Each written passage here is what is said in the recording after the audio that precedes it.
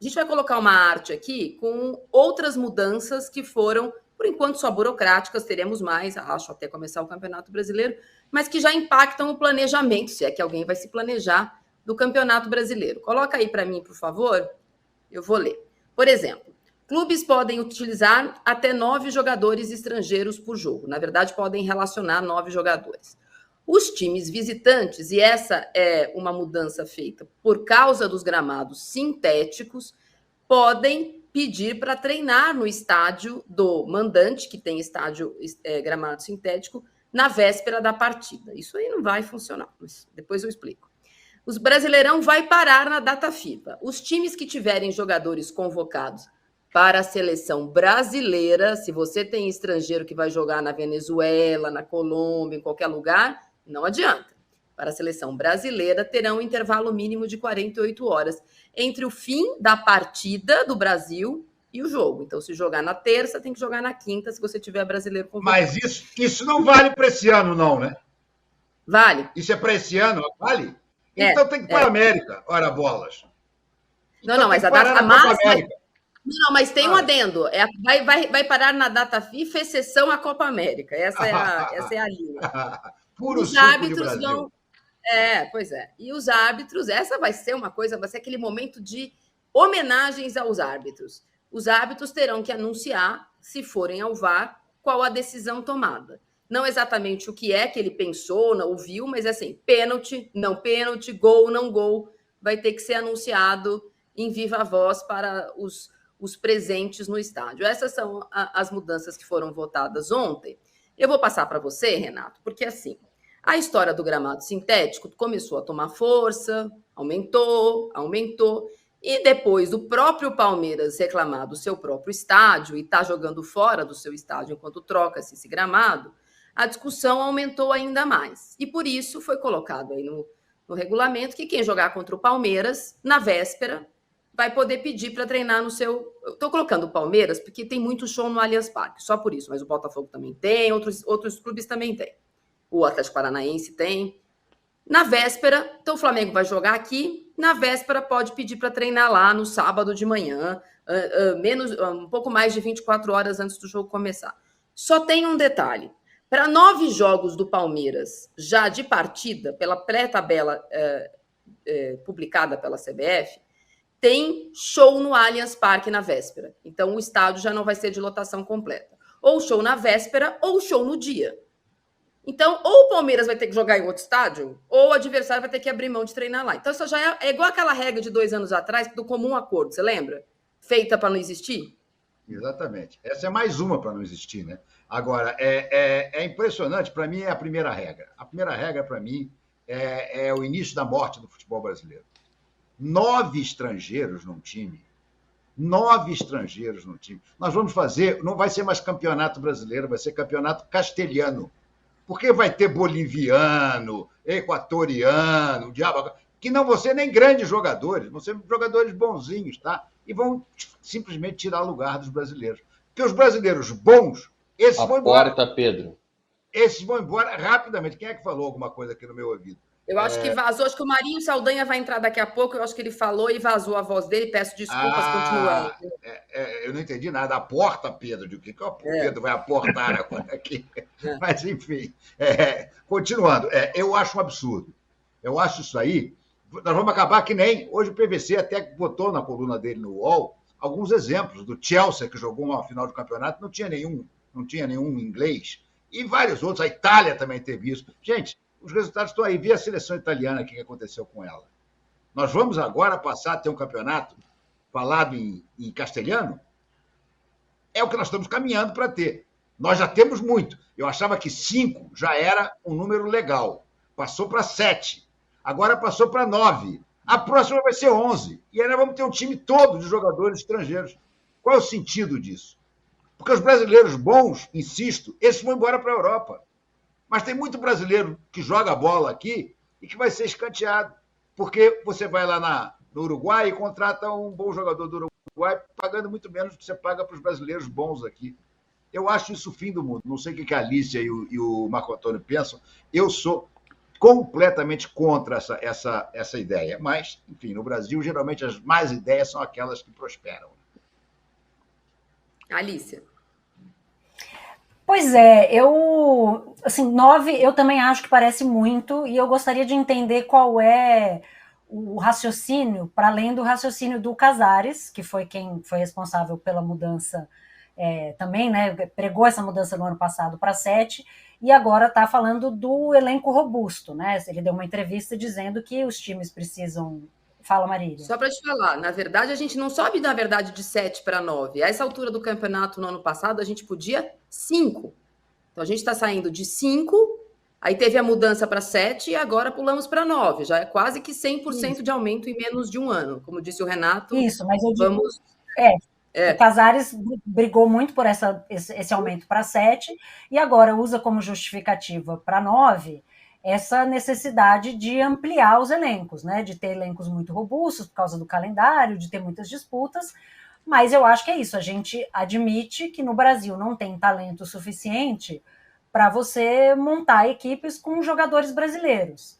Eu confesso que eu acho essa questão bastante complicada, porque na Europa isso, em tese, afetou o desenvolvimento da seleção inglesa, mas hoje a gente vê a seleção inglesa muito forte. Né? A gente está falando do maior futebol do mundo e aqui a gente está falando da força dos brasileiros no continente. Então, eu não sei, eu ficaria muito impactada de ver um time brasileiro jogando com 9 estrangeiros. Acho que seria um contexto completamente diferente do contexto europeu, em que alguns desses clubes são seleções, né? Não são clubes, são os melhores jogadores do mundo. Você pega um time daquele e todos os titulares estão na Copa do Mundo.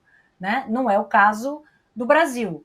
Mas também fazer a reserva de mercado, eu não sei. Eu confesso que assim, o 7 eu achava um número bom, 9 me parece excessivo. Que resultado isso vai ter na prática, no desenvolvimento do futebol brasileiro, eu não sei. Porque, é claro, quem ganha os espaços é quem tem mais talento, mais qualidade. Se isso vai impactar o desenvolvimento do futebol brasileiro, talvez seja um pouco cedo para dizer. Ô, Alicia, o Flamengo já é meia seleção uruguaia. O Flamengo tem 4 jogadores titulares da seleção uruguaia. É o Fla Celeste. Agora, com essa liberação, vai lá e pega mais 2 e vira a camisa bota logo a camisa da Celeste. Mas acho que é uma coisa natural que os centros mais fortes absorvem a mão de obra de centros menos fortes economicamente. É assim no mundo hoje. Você vê filas de imigrantes tentando entrar nos Estados Unidos para ter uma chance de trabalho, africanos entrando desesperadamente na Europa, pegando aqueles navios. Eu fico muito comovido com esse... Eu não gosto de cerceamento de mercado de trabalho, reserva de mercado. Realmente não gosto disso. No futebol... vai ser assim, meio que não dá para barrar muito isso, porque vai ter uma procura. Como foram os brasileiros, nós somos uma terra de imigrantes, acho que isso mexe um pouco comigo.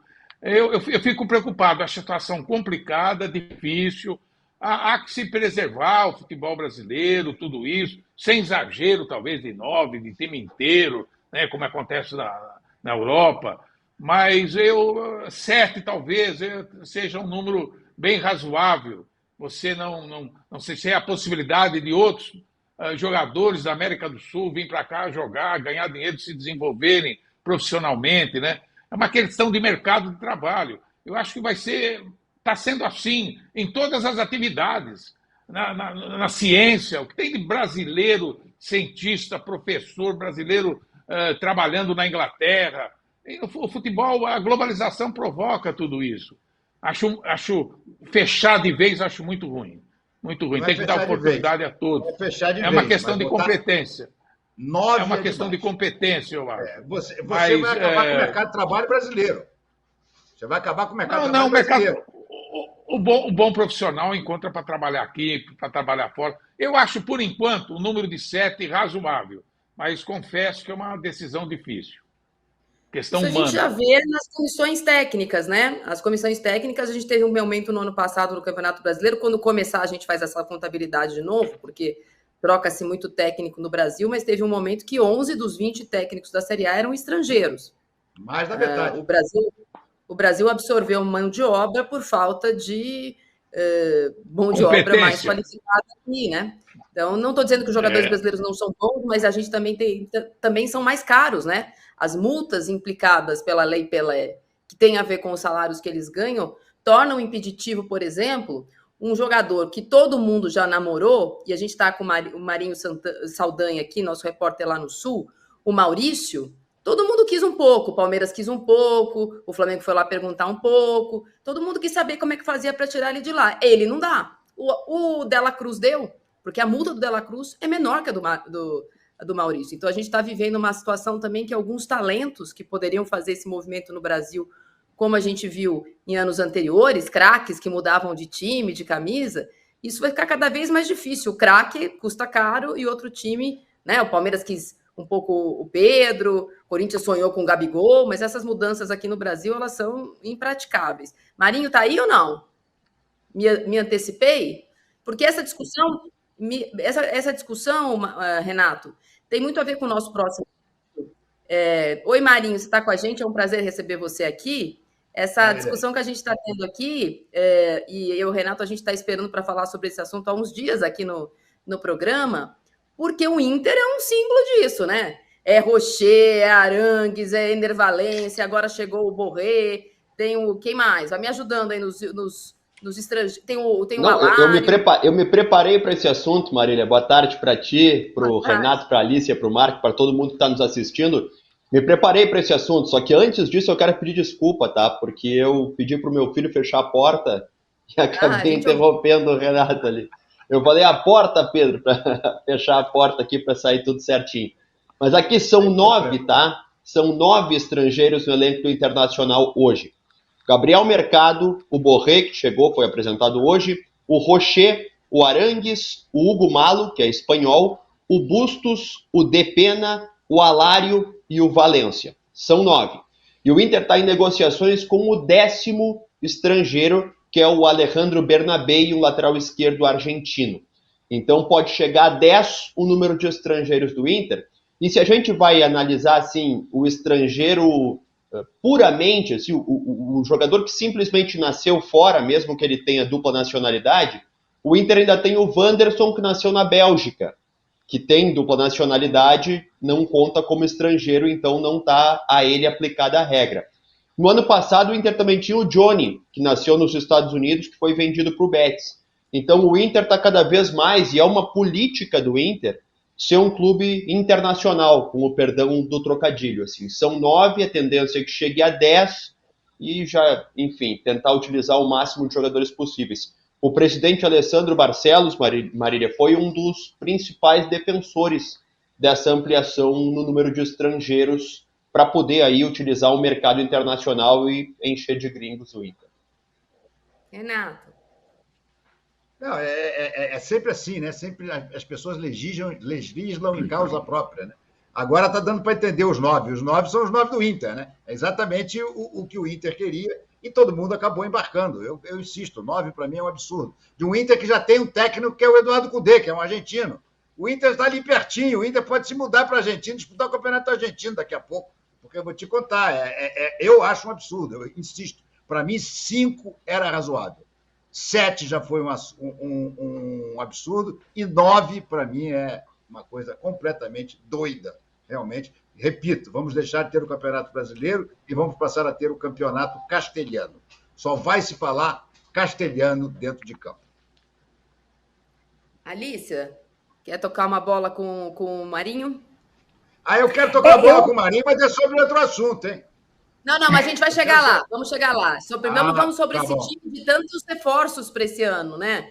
Marinho, eu vou passar para a Alicia, mas aí você já junta as duas perguntas, porque o Inter dos grandões era o time, outro ano era o Atlético, é o time há mais tempo na fila do Campeonato Brasileiro, né? Desde 79 o Inter não vence o Campeonato Brasileiro.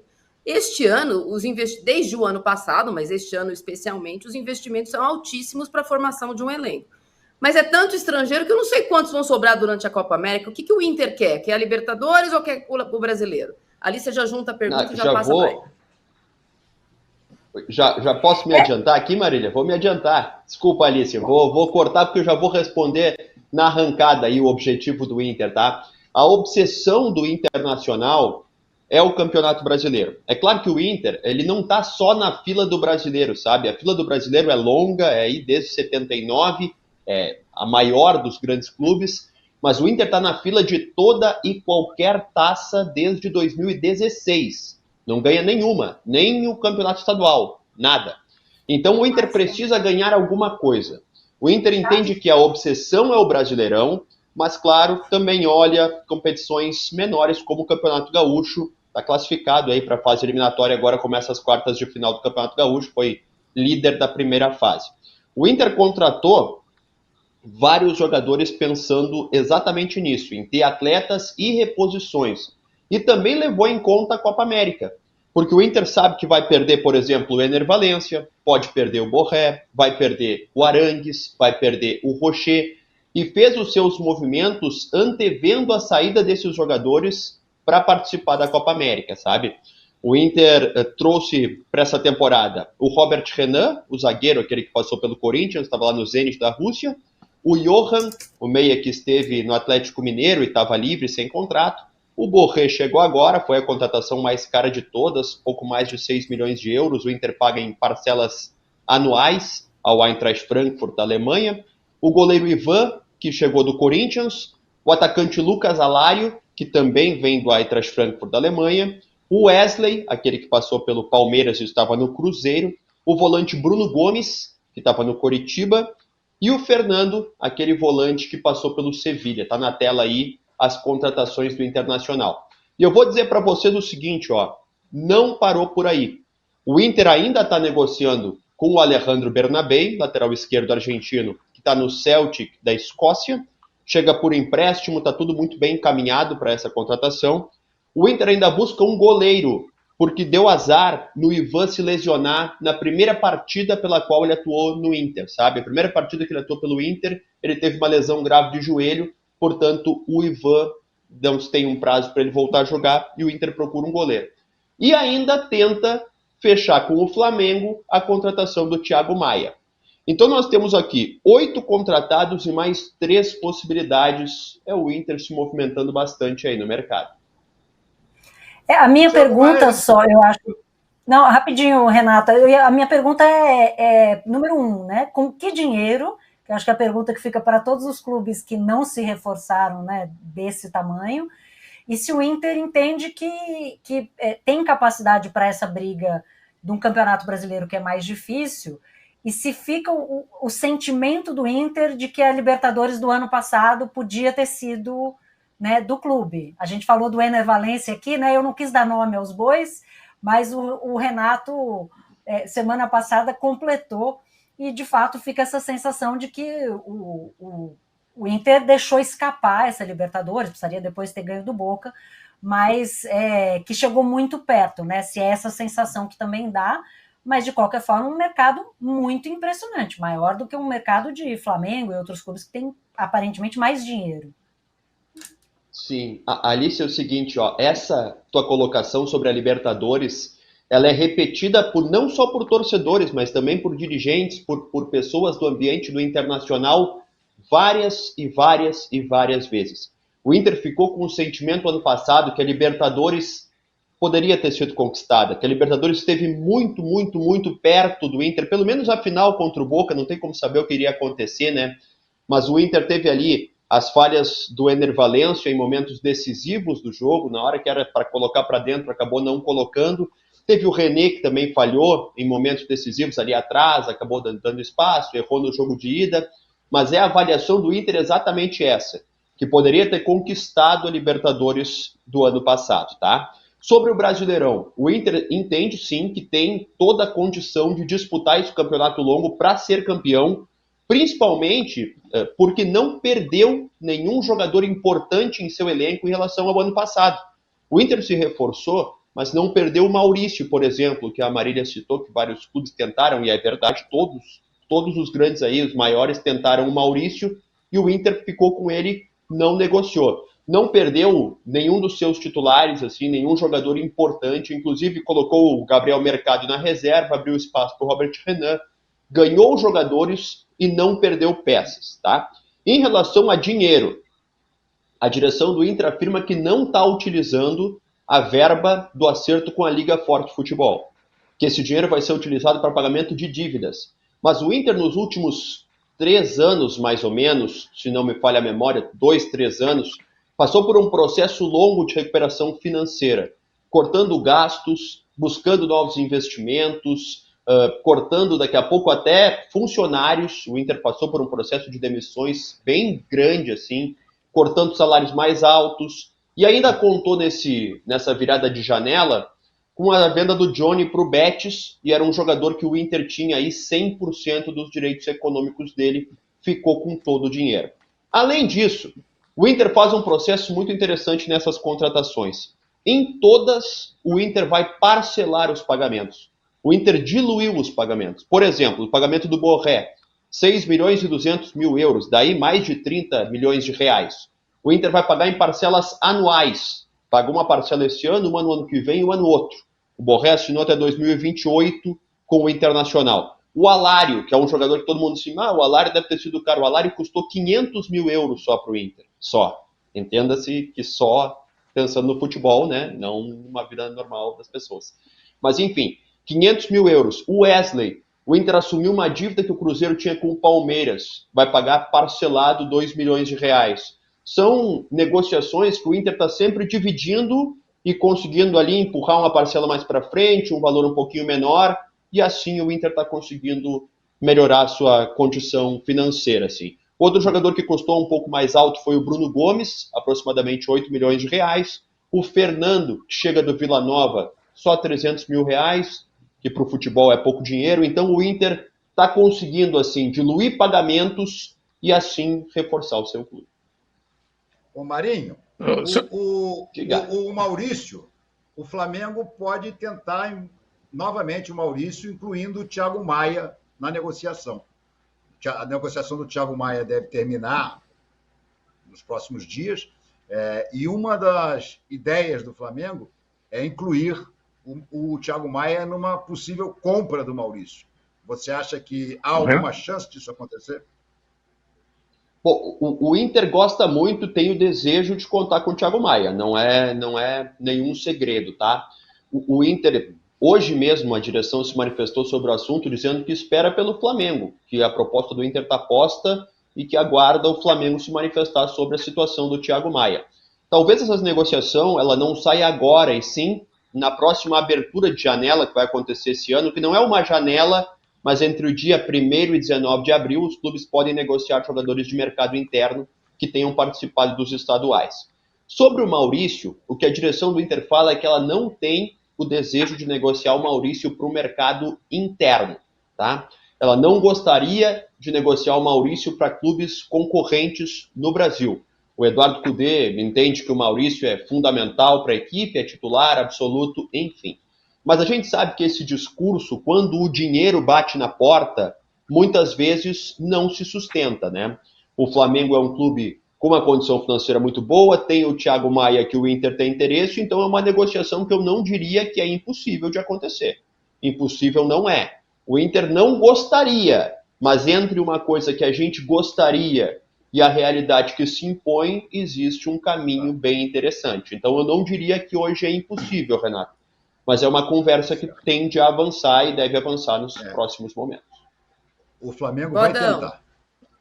Oi. Não, só estou achando curioso que essa avalanche de estrangeiro está acontecendo exatamente no estado mais tradicional do Brasil, aquele que mais valoriza suas tradições regionais, a sua cultura, a sua música. No futebol era jogar a gaúcha.